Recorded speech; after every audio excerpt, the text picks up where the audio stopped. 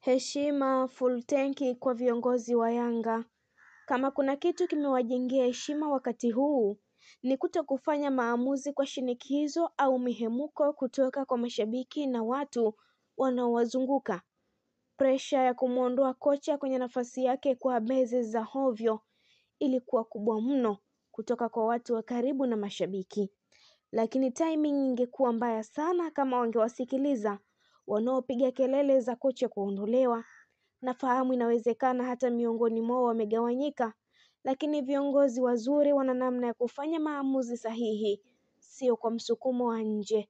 Wakati mwingine unakuwa kwenye nia hiyo, ila ili usionekane unaendeshwa, inabidi ufanye subra ya kiuongozi, ambayo ni busara pia.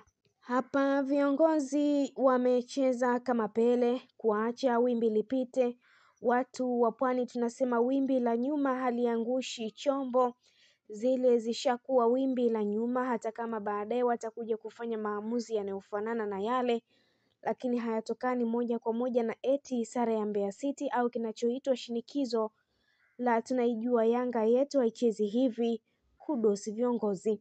Sisemi kwamba msiwe wasikivu, la hasha, lakini muwe na maamuzi yanayojiweka kando na presha za mashabiki na mitandao, kwa kuzingatia sana mipango mikakati yenu na busara za viongozi wakati mwingine na makubaliano yenu, hasa na waajiriwa kama makocha na malengo waliojiwekea kwa muda mfupi wakati na mrefu. Hayo ni maneno ya Jemedari Saidi Bini Kazumari Miipa.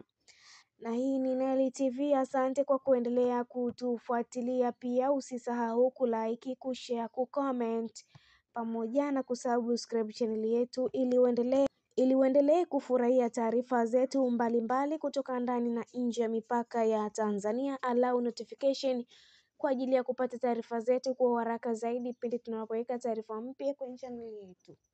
Niliyekuandalia na kusomea taarifa hii ni mimi Sportland Kunlizi. Hadi wakati mwingine, kwaheri.